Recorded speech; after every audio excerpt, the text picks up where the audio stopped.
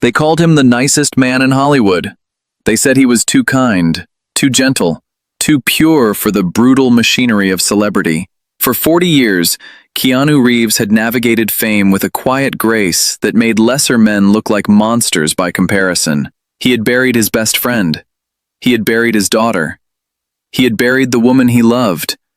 And through it all, he had remained exactly who he was: patient, kind, present. What Joy Behar failed to understand, what she could not possibly have anticipated, was that kindness and weakness are not the same thing. Not even close. What happened next on The View would become the most shared clip of the year.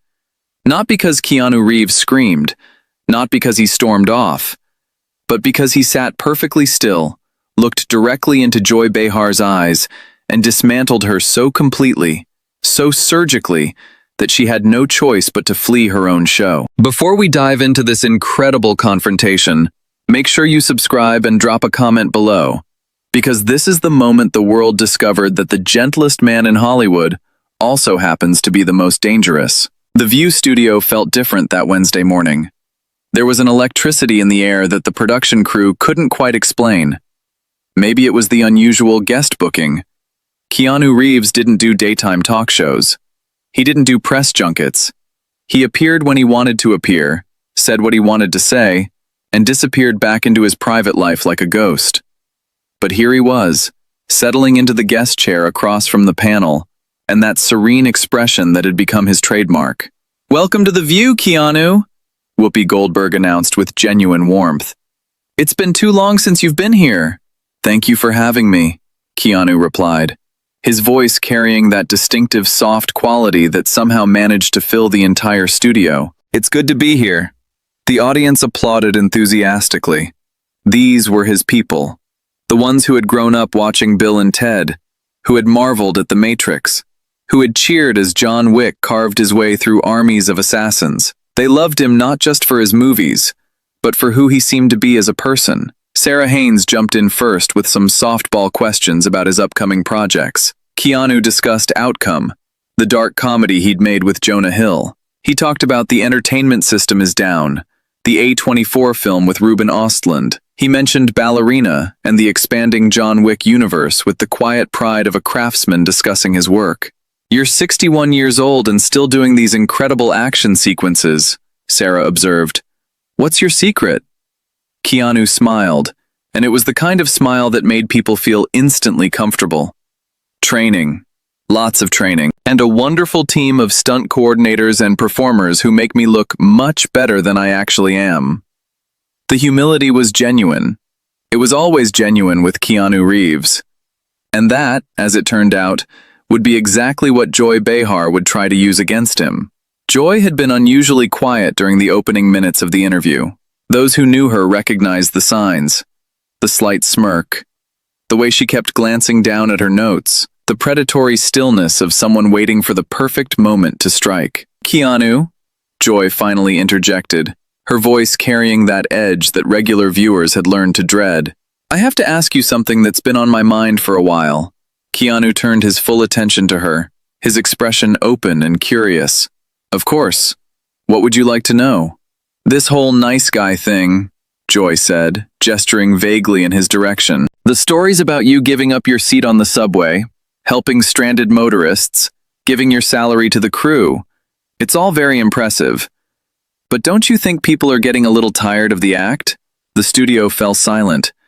Even the camera operators seemed to hold their breath. Joy Behar had just accused Keanu Reeves of being a fraud on live television. Keanu's expression didn't change. Not a flicker of anger, not a hint of defensiveness. He simply regarded Joy with those calm eyes and asked, "What act would that be?" "Oh, come on," Joy laughed, but there was no warmth in it. "Nobody is that nice all the time. Nobody gives away millions of dollars without some kind of angle. You've been in Hollywood for 40 years. You must know how the game is played." The other hosts shifted uncomfortably in their seats. Whoopi was already reaching for her coffee cup, a clear sign that she was preparing to intervene. But Keanu held up a gentle hand, indicating that he wanted to address this himself. "Joy," he said softly, "I think you might be confusing kindness with performance. They're not the same thing." Aren't they? Joy pressed, leaning forward with that familiar, aggressive posture. In Hollywood, everything is a performance. Every public appearance, every interview, every act of charity. It's all calculated to build a brand. And your brand just happens to be the nice guy. Keanu nodded slowly, as if genuinely considering her words. That's an interesting perspective. Can I ask you something? Joy seemed slightly thrown by the question. She had expected defensiveness, maybe anger. Not this quiet curiosity. Sure, go ahead. When you assume that kindness must be calculated, what does that say about how you view the world? The question landed like a stone dropped into still water. The ripples spread across Joy's face as she processed what he was really asking. She opened her mouth to respond, but Keanu continued, his voice still gentle, but now carrying a weight that hadn't been there before. I've been thinking about this a lot lately, he said. This idea that goodness must have an ulterior motive, that nobody does anything without expecting something in return. It seems like a very lonely way to move through life. Joy's eyes narrowed. I'm not lonely. I'm realistic. I've been in this business long enough to know that everyone has an angle. Everyone? Keanu asked. That's a lot of people to distrust. I don't distrust everyone. I'm just skeptical of people who seem too good to be true. Keanu leaned back in his chair, and something shifted in his demeanor. The gentleness was still there, but now it was accompanied by something else. A quiet strength that suggested depths Joy hadn't anticipated. Joy, I'm going to tell you something that I don't usually talk about in interviews. Is that okay? Joy nodded, suddenly uncertain of where this conversation was heading. When I was younger, my best friend River Phoenix died in my arms. He was 23 years old, the most talented person I'd ever met, and he was gone in an instant. Keanu's voice remained steady, but there was a heaviness to it now. A few years later, my girlfriend Jennifer and I were expecting a child. A daughter. We were going to name her Ava. The studio had gone completely silent. Even Joy seemed frozen in place. Ava was stillborn on Christmas Eve, 1999, 8 months into the pregnancy. Jennifer never recovered from the grief. We tried to stay together, but the pain was too much. We broke up, but we remained close. We were actually getting back together when she died in a car accident 18 months later. He paused, letting the weight of those words settle over the studio. I spent years after that wondering why I was still here. Why I survived when so many people I loved didn't. And somewhere in that darkness, I made a decision. I decided that if I was going to keep living, I was going to try to leave the world a little better than I found it. Not for publicity, not for my brand, but because it was the only thing that made sense anymore. Joy's face had gone pale. Whatever attack she had been planning, whatever clever follow-up she had prepared, it had evaporated in the face of this quiet, devastating honesty. But Keanu wasn't finished. You want to know why I give my salary to the crew? Because I remember what it was like to have nothing. Because those people work just as hard as I do, sometimes harder, and they don't get the recognition. Because money means less to me than making sure the people around me feel valued. He leaned forward slightly, his eyes locked on Joy's. You want to know why I give up my seat on the subway? Because someone else needed it more than I did. It's not complicated. It's not calculated. It's just what you do when you see another human being who needs something you can easily give. Joy tried to recover her footing. That's all very touching, but surely you can understand why people might be skeptical. In this industry, nice guys don't usually survive. Keanu smiled, but it was a sad smile. The smile of someone who had seen too much to be surprised by anything anymore. You're right that this industry can be brutal. I've seen it destroy people. Good people, talented people. But I've also seen kindness change lives. I've seen a simple act of compassion turn someone's entire day around. I've seen crew members remember years later that someone took the time to learn their names and ask about their families. He paused, and when he spoke again, his voice carried a new edge. What I find interesting, Joy, is that you seem determined to prove that kindness doesn't exist, that everyone is secretly as cynical as you are. And I wonder what happened in your life to make you believe that. The question hung in the air like an accusation. Joy's face flushed red, And for the first time in the interview, she looked genuinely rattled. "I'm not cynical," she protested. "I'm realistic. There's a difference." "Is there?" Keanu asked quietly. "Because from where I'm sitting, it seems like you've built an entire career on tearing people down, on assuming the worst about everyone who walks onto this stage, on creating conflict because conflict gets ratings." The other hosts exchanged nervous glances. This was not the Keanu Reeves anyone had expected. This was someone who had been pushed, gently but persistently, toward a line he didn't want to cross, and who had finally decided to push back. "That's not fair," Joy said, her voice rising defensively. "I ask tough questions, that's my job." "No," Keanu replied, his voice still calm but now carrying unmistakable authority. "Tough questions serve a purpose. They illuminate truth. They hold power accountable. What you've been doing for the past 10 minutes isn't tough questioning. It's attempted character assassination disguised as journalism." Joy opened her mouth to respond, but Keanu continued, his words flowing with the precision of someone who had thought very carefully about what he wanted to say. "You looked at a person who has spent decades trying to be kind, who has given away millions of dollars, who has worked to lift up the people around him, and your first instinct was to try to prove it was all fake. What does that accomplish? Who does that help?" "The audience deserves to know the truth," Joy shot back, but her voice was shaking now. "The truth?" Keanu's laugh was soft, almost gentle. "The truth is that I've made mistakes. Plenty of them. The truth is that I'm not perfect and I've never claimed to be. The truth is that I'm a human being trying to do my best in a world that can be incredibly cruel." He gestured toward Joy with one hand, his movements slow and deliberate. "But here's another truth, Joy. You have a platform that reaches millions of people. You have the power to shape how they see the world. And you use that power to spread cynicism, to convince people that kindness is always a con, to make them distrust anyone who tries to do good." The studio audience, which had been silent throughout this exchange, began to shift restlessly. The energy in the room had changed. It was no longer neutral. It was tilting decisively toward Keanu. "You know what I've noticed about people who are determined to see the worst in others?" Keanu continued, his voice still soft but now filled with a quiet devastation. "They're usually trying to justify something in themselves. They can't believe that kindness is real, because if kindness is real, then their own unkindness becomes a choice rather than a necessity." Joy stood up abruptly, her chair scraping loudly against the floor. Her face was a mask of barely controlled fury. "I don't have to sit here and be psychoanalyzed by an actor." "You're right," Keanu agreed, remaining perfectly calm in his seat. "You don't. But before you go, I want you to consider something." Joy paused, her hand on the back of her chair, her breathing visibly rapid. "Every day, you have a choice.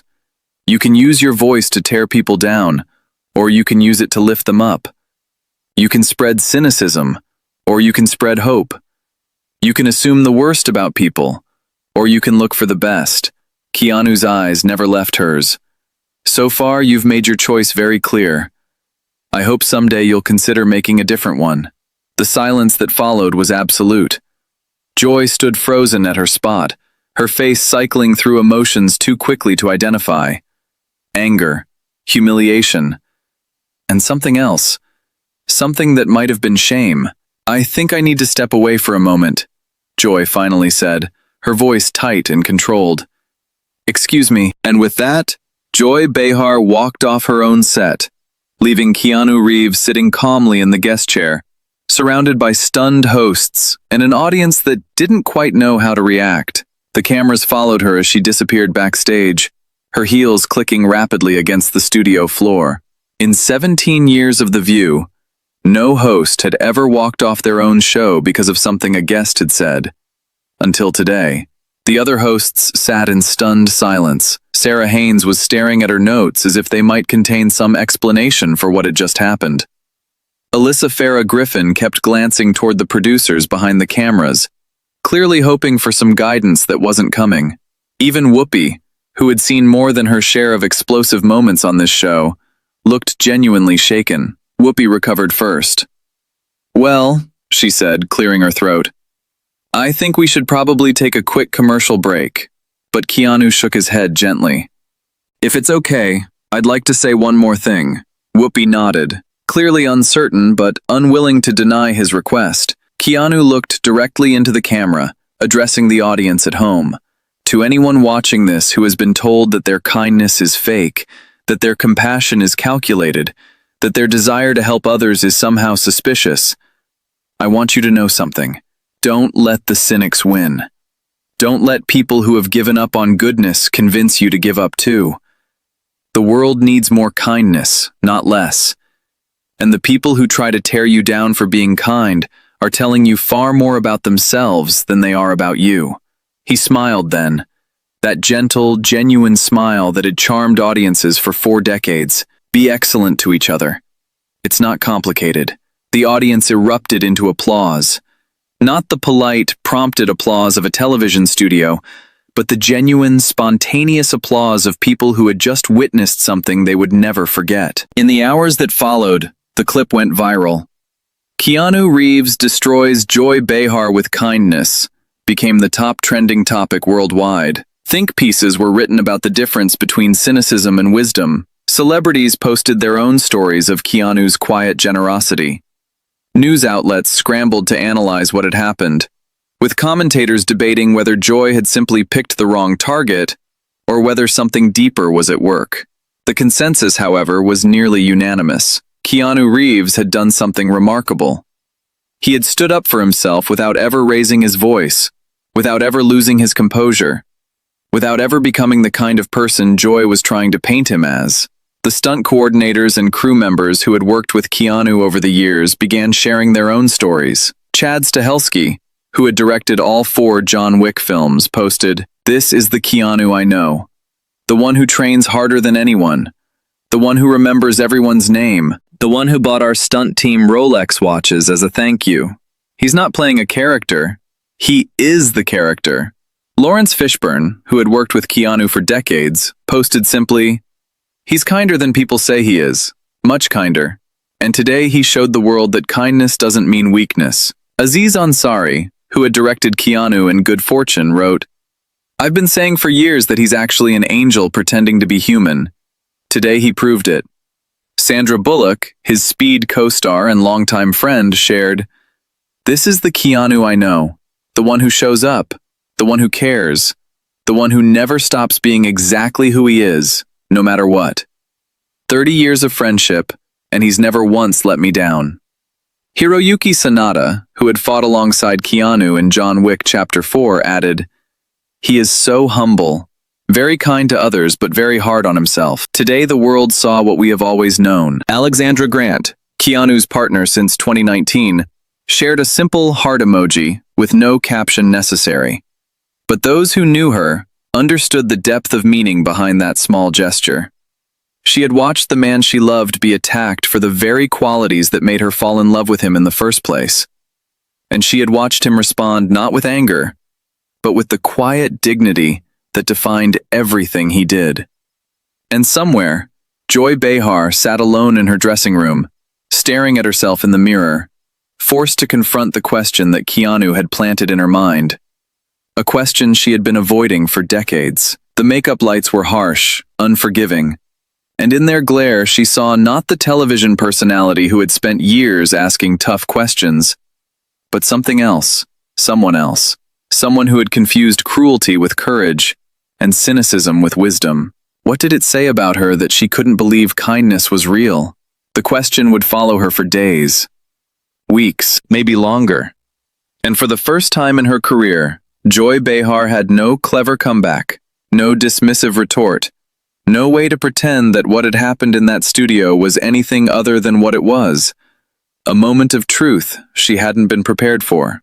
As for Keanu Reeves, he finished the interview, thanked the remaining hosts for their hospitality, and walked off the set with the same quiet grace he'd carried for 40 years.